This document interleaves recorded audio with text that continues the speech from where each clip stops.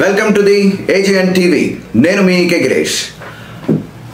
Chandrababu Naidu super 6కి ఉన్నటువంటి సమస్యలు, నిజంగా ప్రభుత్వం ఈ యొక్క పథకాలని సక్రమంగా నిర్వహించగలుగుతుందా అంటే దాదాపుగా చాలా కష్టం అని చెప్పే అనాలి. ఎందుకు అనంటే దీని యొక్క టోటల్ వాల్యూ 1,40,000 కోట్ల రూపాయల ప్రభుత్వం మీద అదనపు భారంగా మారుతుంది. అందులో ప్రధానంగా తీసుకుంటే మెగా డిఎస్సిని తీసుకున్నట్లయితే కొత్తగా జాబ్లను క్రియేట్ చేయడం జరుగుతుంది. అఫ్ కోర్స్ వీటి వల్ల ప్రత్యేకించి ఖజానాకి ఒక కొంతమేర యొక్క ప్రభావాన్ని చూపించడం జరుగుతుంది. అదేవిధంగా సామాజిక పెన్షన్ 4,000కు పెంపు.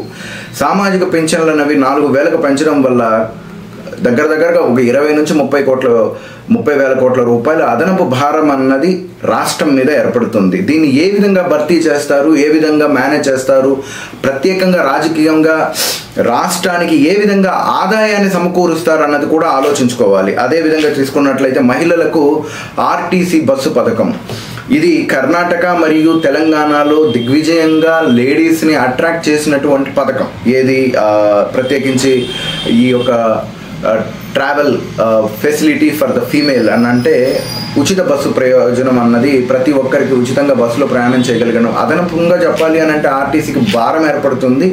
అలాగే కొద్దో గొప్ప లాభం కూడా చేకూరుతుంది ఎవరికి, ఓటర్లకి. అయితే ఇది 5 నుంచి 6,000 కోట్ల రూపాయల అదనపు భారంగా రాష్ట్రానికి ఏర్పడుతుంటుంది.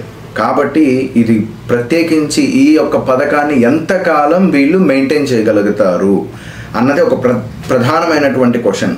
అలాగే తీసుకున్నట్లయితే ఏడాదికి 3 గ్యాస్ సిలిండర్లు ఉచితం. 3 గ్యాస్ సిలిండర్లు అని అంటే ప్రతి కుటుంబానికి మ్యాక్సిమం బిలో పావర్టీ లైన్కి దగ్గరగా ఉన్నటువంటి వాళ్ళు, రేషన్ కార్డు ఉన్నటువంటి వాళ్ళకి ఇలాగ ప్రతి ఏడాదికి 3 గ్యాస్ సిలిండర్లు ఉచితం అన్నటువంటి పథకం తీసుకురావడం అన్నది ఒక సంచలనాత్మకమైంది. అంటే ప్రతి ఫ్యామిలీ నుంచి ఒక 3 సిలిండర్ లెక్కను తీసుకున్నాము అని అనుకున్నా కూడా దీని మీద నుంచి ఒక 2,000 నుంచి 3,000 కోట్ల రూపాయల ప్రభావం పడడానికి ఉంది. బీసీలకి 50 ఏళ్ళకే 4,000 పింఛన్, మరలా ఇంకొక 10,000 కోట్లు. అలాగే 18 ఏళ్ళు నిండిన ప్రతి మహిళకి నెలకు 1,500 అని చెప్పే పథకము.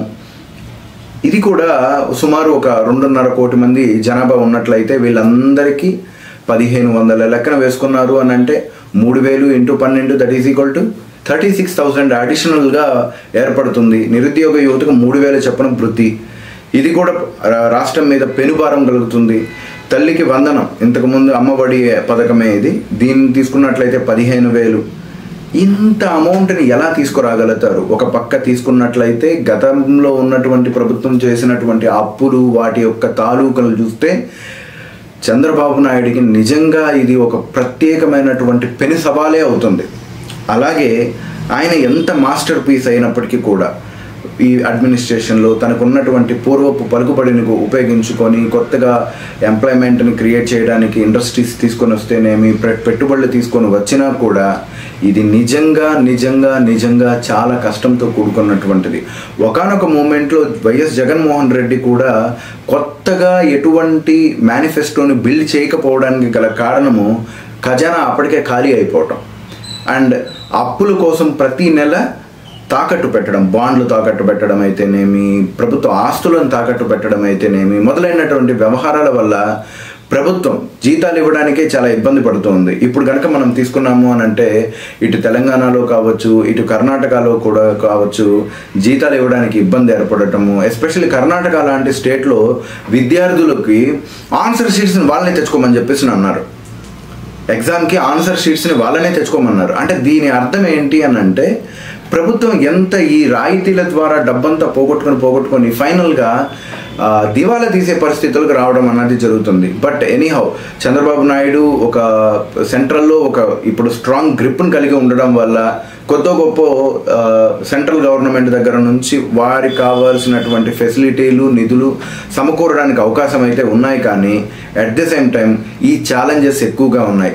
రాబోయే టర్మ్లో ప్రతిపక్షాలకి, అది జనసేన కావచ్చు, వైసీపీకి అయితే ప్రస్తుతానికి పుంజుకునే దానికి అవకాశం లేకపోవచ్చు, బట్ దీనిని ఉపయోగించుకొని జగన్ పుంజుకునేదానికి కొద్దిగా అయితే అవకాశం ఉంది. ఈ ఒకటి మేము చేశాము, మీరు చేయలేకపోయారు అని చెప్పడానికి ప్రజల్లోకి దీన్ని స్ట్రాంగ్గా తీసుకుని వెళ్ళడానికి అవకాశం ఉంటుంది. వాస్తవానికి ముందు నుంచే జాగ్రత్తగా ఉండాల్సింది. బట్ తనకి చావో రేవో అన్నటువంటి ఈ ఎన్నికల హడావిడిలో ఇటువంటి పథకాలు పెట్టి తను ఒక రకంగా చెప్పాలి అని అంటే సక్సెస్ అయ్యారు అని చెప్పొచ్చు చంద్రబాబు నాయుడు.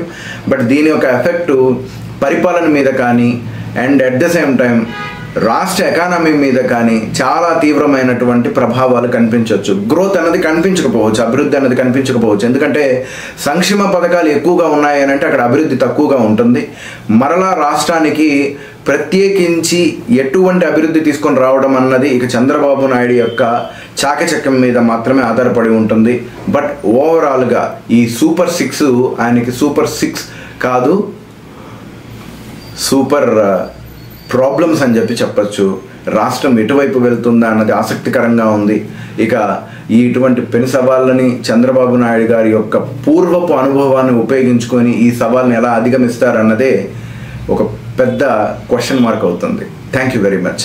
సో వీడియోను చూస్తూ ఉండండి, కామెంట్ చేయండి, మీ యొక్క సబ్స్క్రైబ్ చేసుకోండి. మీ యొక్క అమూల్యమైనటువంటి కామెంట్ల రూపంలో క్వశ్చన్స్ని అడగడం వల్ల మరిన్ని మీ వీడియోలు మీకు చేయడానికి అవకాశం ఉంటుంది. ధన్యవాదాలు.